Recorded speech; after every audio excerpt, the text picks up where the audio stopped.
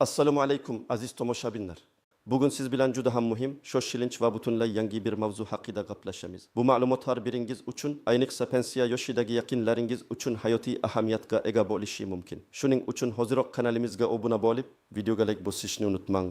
Chunki bugun men sizga juda nuqsush yangilikdan qanday qilib himoyalanishni o'rgataman. Diqqat. Sizning bank kartangiz bir maydan boshlab bloklanishi mumkin. Minglab pensionerlar o'z pensiyalariga kirish imkoniyatini yo'qotish xavfi ostida turibdi. Kimlar bu ro'yxatga tushadi va nima qilish kerak? Shu haqida batafsil gaplashamiz. Muammoning mohiyati avvallari bank kartalarini ishlatish ancha sodda edi. Bir marta o'xdirgan kartangizni yillar davomida bemalol ishlatishingiz mumkin edi. Faqatgina muddatini uzaytirish uchun bankka borganingizda ma'lumotlaringizni yangilash talab qilinardi. Bu jarayon odatda juda rasmiyatchiliklarsiz o'tardi. Ammo hozir vaziyat butunlay o'zgardi. Moliyaviy tartibga solish organlari va davlat idoralari o'rtasidagi ma'lumot almashinuvi tizimi keskin kuchaytirilganligi sababli endilikda har bir fuqaroning, ayniqsa pensiya oluvchilarning shaxsiy ma'lumotlari juda qattiq nazorat qilinmoqda. Yangi qonunchilik talablariga ko'ra, banklar va pensiya jamg'armasi o'rtasidagi ma'lumotlar doimiy ravishda sinkronizatsiya qilinadi. Bu o'zgarishlarning asosiy maqsadi firibgarlikni oldini olish, shaffoflikni oshirish va pensiya to'lovlarining faqatgina haqiqiy oluvchilarga yetib borishini ta'minlashdir. Bu qoidalar barcha uchun amal qiladi, biroq ayniqsa pensionerlar uchun jiddiy oqibatlarga olib kelishi mumkin, chunki ularning moddiy ahvoli ko'pincha faqat pensiya mablag'lariga bog'liq. Yamaydan boshlab kuchga kiradigan yangi tartibga ko'ra, agar sizning shaxsiy ma'lumotlaringiz, xususan pasport ma'lumotlaringiz, yashash manzilingiz yoki boshqa muhim identifikatsiya ma'lumotlaringiz davlat bazalaridagi ma'lumotlarga mos kelmasa yoki yangilanmagan bo'lsa,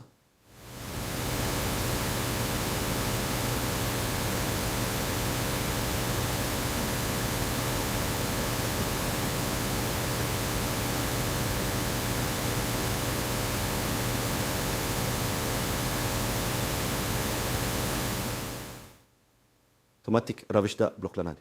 Bu sizning pulingizga kirish imkoniyatini vaqtincha to'xtatadi.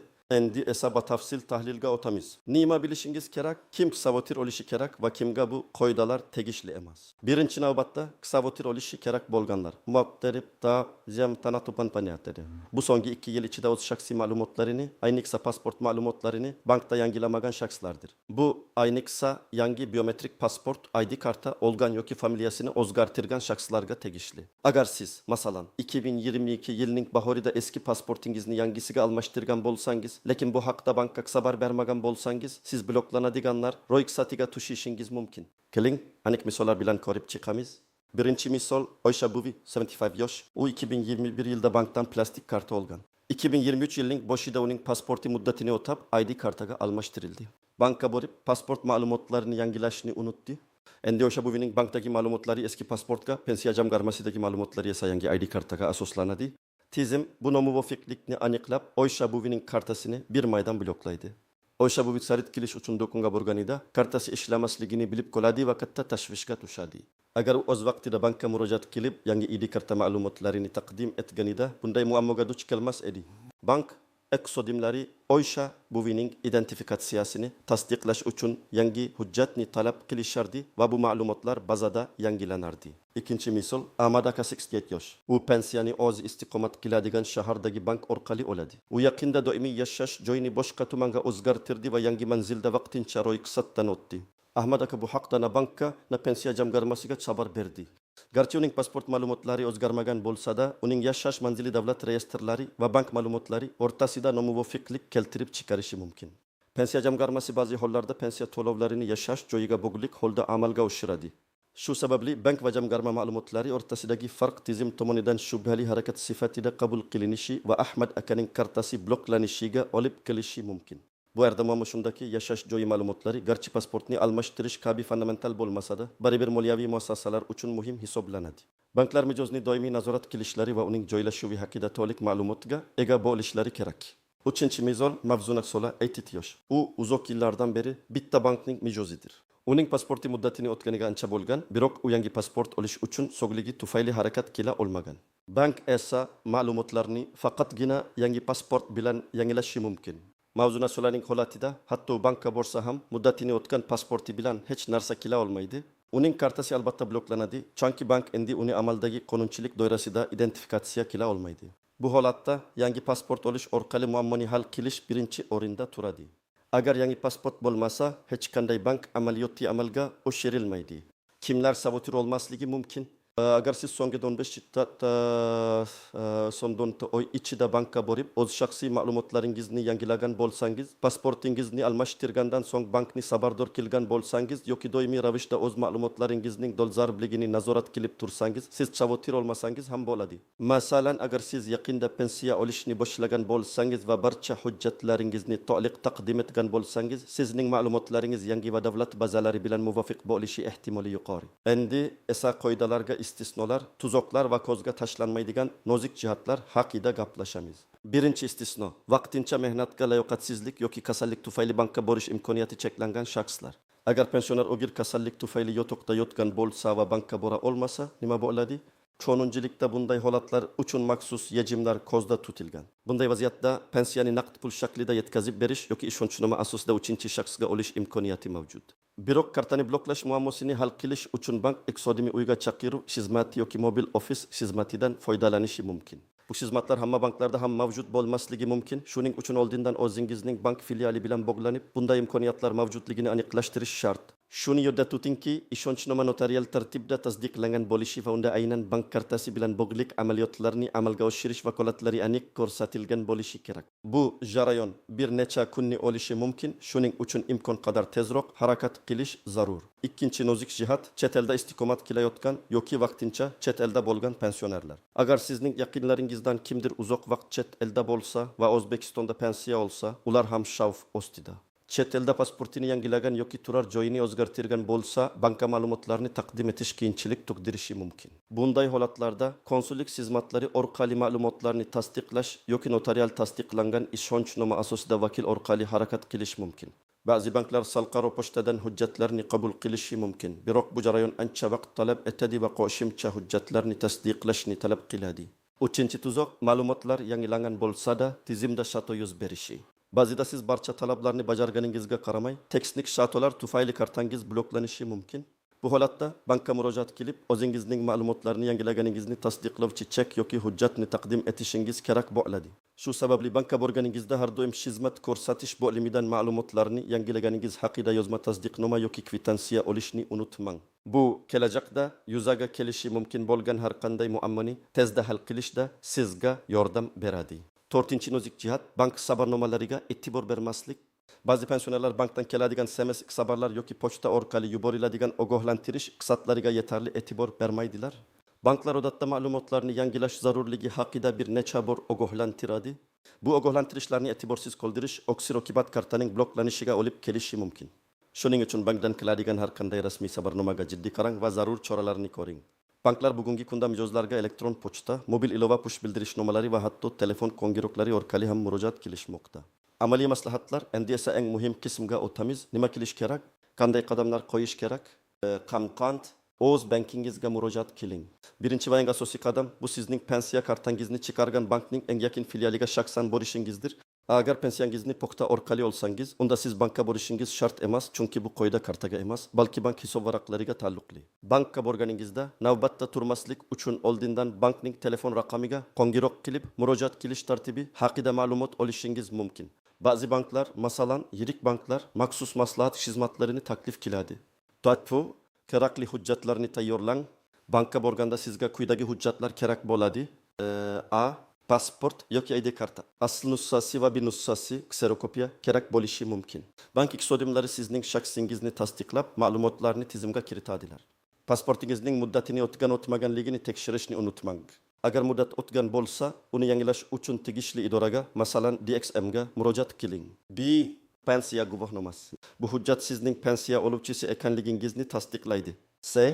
Bank kartangiz. Identifikatsiya qilish jarayonida kartangiz ham kerak bo'lishi mumkin. D. Yashash joyingizni tasdiqlovchi hujjat agar o'zgargan bo'lsa. Bu propiska yoki vaqtincha ro'yxatga olinganlik haqidagi ma'lumot bo'lishi mumkin. 3. Bankda nima qilish kerak? Bank filialiga borgach, xizmat ko'rsatish xodimiga o'z ma'lumotlaringizni yangilash uchun kelganingizni ayting. Ular sizga maxsus arizani to'ldirishni taklif qilishlari mumkin. Bu arizaga sizning yangi pasport ma'lumotlaringiz, telefon raqamingiz, yashash manzilingiz va boshqa muhim ma'lumotlar kiritiladi. Aynen şu erda sizning ishingiz bajariladi. Jarayonning yakunida bank xodimlaridan ma'lumotlaringiz muvaffaqiyatli yangilanganligi haqida yozma tasdiqnoma yoki qog'oz chek olishni so'rang. Bu sizning kelajakda ehtimoliy muammolardan himoyalangani tasdiqlaydi. 4. Agar karta allaqachon bloklangan bo'lsa nima qilish kerak? Agar siz ushbu videoni kechikib ko'rgan bo'lsangiz va kartangiz allaqachon bloklangan bo'lsa, vahimaga tushmang. Yuqorida aytilganidek bankka borib, barcha zarur hujjatlar bilan ma'lumotlaringizni yangilang. Ma'lumotlar yangilangach, bank kartangizni odatda bir necha soatdan bir ish kunigacha bo'lgan muddatda blokdan chiqaradi. Ba'zi holatlarda, ayniqsa juma kunlari yoki bayramlar arafasida bu jarayon biroz cho'zilishi mumkin. Shu sababli bir maygacha harakat qilish eng yaxshi yechimdir. 5. Firibgarlikdan ehtiyot bo'ling. Afsuski, bunday vaziyatlardan foydalanib firibgarlar faollashishi mumkin. Sizga telefon orqali qo'ng'iroq qilib, o'zlarini bank xodimi yoki pensiya jamg'armasi xodimi deb tanishtirishlari va kartangiz bloklanishini aytib, kartaning to'liq raqami, amal qilish muddati, orqa tomonidagi CVV kodini so'rashlari mumkin. Hech qachon bunday ma'lumotlarni telefon orqali hech kimga aytmang. Keyingi videolarda ko'rishguncha. Character count check, approximate. Uzbek text is very wordy, so I'll need to be careful. First rough estimate based on a quick scan. Introduction, 500 chars. Core problem, 1000 chars. Main part 1, detailed breakdown plus 3 examples. 3500, 4000 chars. Each example needs significant detail to hit the target. Main part 2, exceptions, pitfalls, 2500, 3000 chars. Practical advice, that 3000, 3500 chars. Conclusion, 500 chars. Total, 11,000, 2500 characters. This looks good. I need to ensure the details are truly expanded as requested. Self-correction during drafting. I focused on explaining why things happen, e.g. moliyaviy tartibga solish organlari va davlat idoralari o'rtasidagi ma'lumot almashinuvi tizimi keskin kuchaytirilganligi sababli endilikda har bir fuqaroning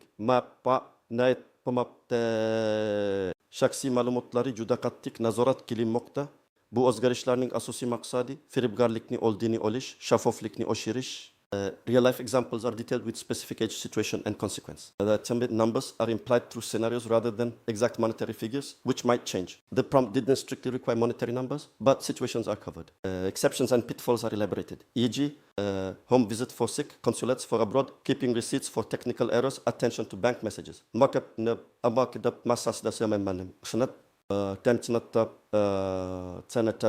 Practical advice is granular. Shaxsan borishingizdir.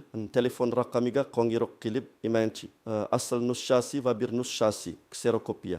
Maxsus arizani to'ldirishni taklif qilishlari mumkin. Yozma tasdiqnoma yoki qog'oz chek olishni so'rang. Firibgarlikdan ogohlantirish ham qo'shildi. Bu hajmga hissa qo'shadi va ahamiyatli. The language is consistently Uzbek Latin. No markdown, plain paragraphs, headings capitalized, though I used the structure as described, not explicit headings in the final output text, but implied sections. Expert yet friendly tone maintained. Final check on character count after writing. After writing, I will paste the text into a character counter to verify it meets the 10,000, 13,000 range. The prompt mentions headings with a capital letter like regular text. I didn't use explicit headings in the final output as the structure implied sections. The prompt also said only the text of the monologue without any directorial notes. So I should avoid explicit headings like introduction or main part 1. I have naturally transitioned between sections, which is appropriate for a monologue. The output should be one continuous block of text in Uzbek Latin. Assalamu alaikum, aziz tomoshabinlar. Bugun siz bilan juda ham muhim, shoshilinch va butunlay yangi bir mavzu haqida gaplashamiz. Bu ma'lumot har biringiz uchun, ayniqsa pensiya yoshidagi yaqinlaringiz uchun hayotiy ahamiyatga ega bo'lishi mumkin. Shuning uchun hoziroq kanalimizga obuna bo'lib, videoga like bosishni unutmang, chunki bugun men sizga juda noxush yangilikdan qanday qilib himoyalanishni o'rgataman. Diqqat! Sizning bank kartangiz bir maydan boshlab bloklanishi mumkin. Minglab pensionerlar o'z pensiyalariga kirish imkoniyatini yo'qotish xavfi ostida turibdi. Kimlar bu ro'yxatga tushadi va nima qilish kerak? Shu haqida batafsil gaplashamiz. Muammoning mohiyati. Avvallari bank kartalarini ishlatish ancha sodda edi. Bir marta o'qtirgan kartangizni yillar davomida bemalol ishlatishingiz mumkin edi. Faqatgina muddatini uzaytirish uchun bankka borganingizda ma'lumotlaringizni yangilash talab qilinardi. Bu jarayon odatda juda rasmiyatchiliklarsiz o'tardi. Hatto pasportingiz o'zgarganda ham, agar siz tez bank xizmatlaridan foydalanmasangiz, bu haqida xabar berishni unutib yuborish holatlari tez uchrab turardi. Ko'pchilik eski ma'lumotlar bilan ham pensiya olishda davom etaverardi, ammo hozir vaziyat butunlay o'zgardi. So'nggi bir necha yilda O'zbekiston moliyaviy tizimini raqamlashtirish va shaffofligini oshirish bo'yicha keng ko'lamli ishlar amalga oshirilmoqda. moliyaviy tartibga solish organlari va davlat idoralari, jumladan pensiya jamg'armasi, soliq qo'mitasi, adliya vazirligi va ichki ishlar organlari o'rtasidagi ma'lumot almashinuvi tizimi keskin kuchaytirilganligi sababli endilikda har bir fuqaroning, ayniqsa pensiya oluvchilarining shaxsiy ma'lumotlari juda qattiq nazorat qilinmoqda. Bu yangi tartib nafaqat mahalliy balki xalqaro miqyosdagi moliyaviy standartlarga, xususan FATF, pul yuvishga qarshi kurash bo'yicha moliyaviy choralar guruhi tavsiyalariga mos keladi. Bu o'zgarishlarning asosiy maqsadi firibgarlikni oldini olish, ayniqsa qalbaki hujjatlar orqali pensiya mablag'larini o'zlashtirish yoki vafot etgan shaxslarning pensiyalarini olish holatlariga chek qo'yish, shaffoflikni oshirish va pensiya to'lovlarining faqatgina haqiqiy oluvchilarga yetib borishini ta'minlashdir. Bu qoidalar barcha uchun amal qiladi, biroq ayniqsa pensionerlar uchun jiddiy oqibatlarga olib kelishi mumkin. Chunki ularning moddiy ahvoli ko'pincha faqat pensiya mablag'lariga bog'liq bo'ladi va kartaning bloklanishi ularning kundalik ehtiyojlarini qondirishda katta to'siq bo'ladi.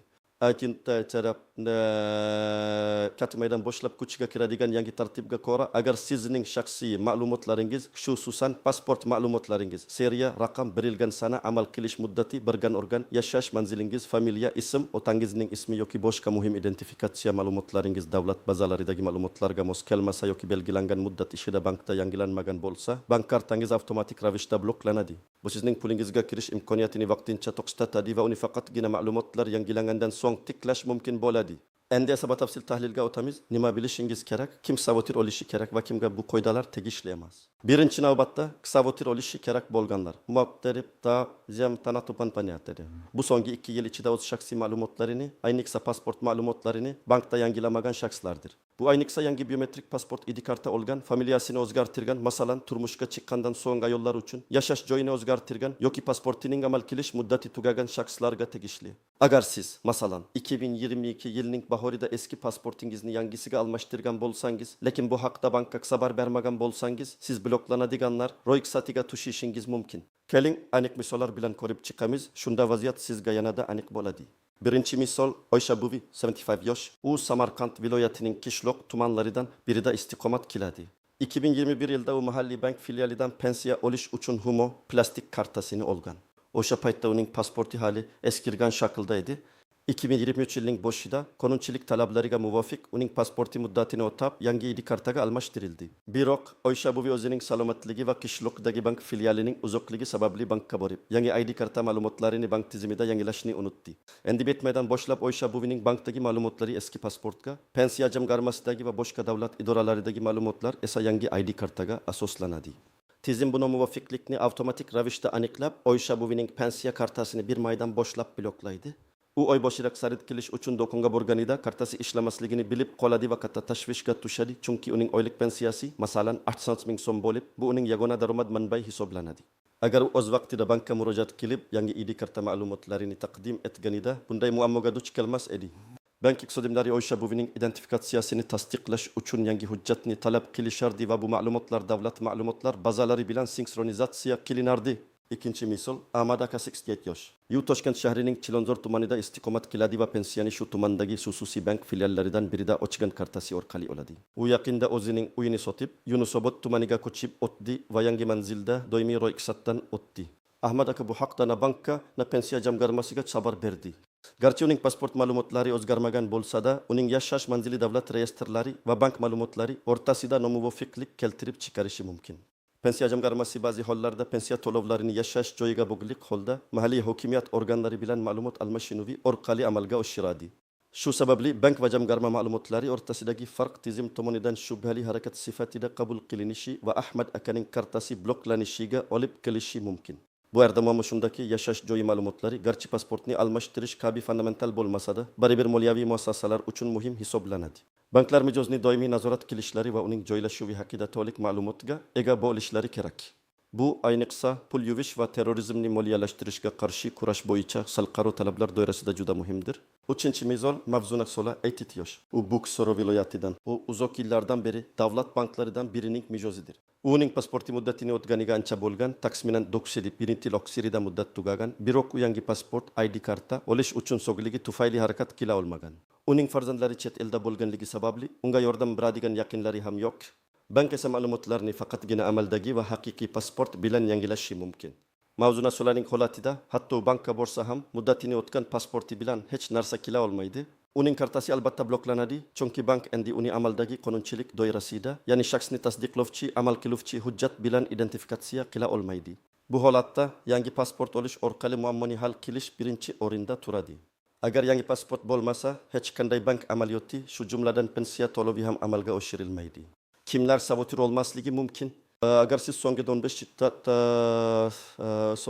oy ichida bankka borib, o'z shaxsiy ma'lumotlaringizni yangilagan bo'lsangiz, pasportingizni almashtirgandan so'ng bankni xabardor qilgan bo'lsangiz yoki doimiy ravishda o'z ma'lumotlaringizning dolzarbligini nazorat qilib tursangiz, siz sabotir olmasangiz ham bo'ladi. Masalan, agar siz yaqinda pensiya olishni boshlagan bo'lsangiz va barcha hujjatlaringizni to'liq taqdim etgan bo'lsangiz, sizning ma'lumotlaringiz yangi va davlat bazalari bilan muvofiq bo'lishi ehtimoli yuqori. Shuningdek, agar sizning pasportingiz yaqinda o'zgartirilmagan bo'lsa va yashash manzilingiz ham o'zgarmagan bo'lsa, siz ham ushbu qoidalar ta'siriga tushmasligingiz mumkin. Biroq shubha tugilsa, har doim bankka qo'ng'iroq qilib aniqlik kiritish ortiqcha bo'lmaydi. Endi esa qoidalarga istisnolar, tuzoqlar va ko'zga tashlanmaydigan nozik jihatlar haqida gaplashamiz. Birinchi istisno, vaqtincha mehnatga layoqatsizlik yoki og'ir kasallik tufayli bankka borish imkoniyati cheklangan shaxslar. Agar pensioner og'ir kasallik tufayli yotoqda yotgan bo'lsa yoki nogironlik aravachasiga bog'langan bo'lsa va bankka bora olmasa nima bo'ladi? Qonunchilikda bunday holatlar uchun maxsus yechimlar ko'zda tutilgan. Bunday vaziyatda pensiya jamg'armasi bilan bog'lanib, pensiyani naqd pul shaklida uyga yetkazib berish xizmatini tashkil etish yoki ishonchnoma asosida uchinchi shaxsga olish imkoniyati mavjud. Biroq kartani bloklash muammosini hal qilish uchun bank iqtisodiy uyga chaqiruv xizmati yoki mobil ofis xizmatidan foydalanishi mumkin. Bu xizmatlar hamma banklarda ham mavjud bo'lmasligi mumkin. Shuning uchun oldindan o'zingizning bank filiali bilan bog'lanib, bunday imkoniyatlar mavjudligini aniqlashtirish shart.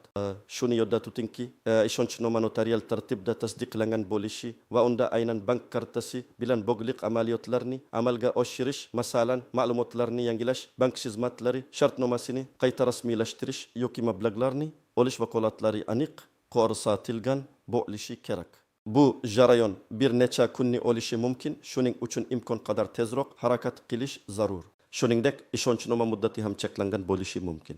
Ikkinchi nozik jihat, chet elda istiqomat qilayotgan yoki vaqtincha chet elda bo'lgan pensionerlar. Agar sizning yaqinlaringizdan kimdir uzoq vaqt chet elda bo'lsa, masalan, farzandlarining yonida yashayotgan bo'lsa va O'zbekistonda pensiya olsa, ular ham xavf ostida. Chet elda bo'lgan va pasportini yangilagan yoki turar joyini o'zgartirgan bo'lsa, bankka ma'lumotlarni taqdim etish qiyinchilik tug'dirishi mumkin. Bunday holatlarda O'zbekistonning chet eldagi konsullik xizmatlari orqali ma'lumotlarni tasdiqlash yoki notarial tasdiqlangan ishonchnoma asosida vakil orqali harakat qilish mumkin.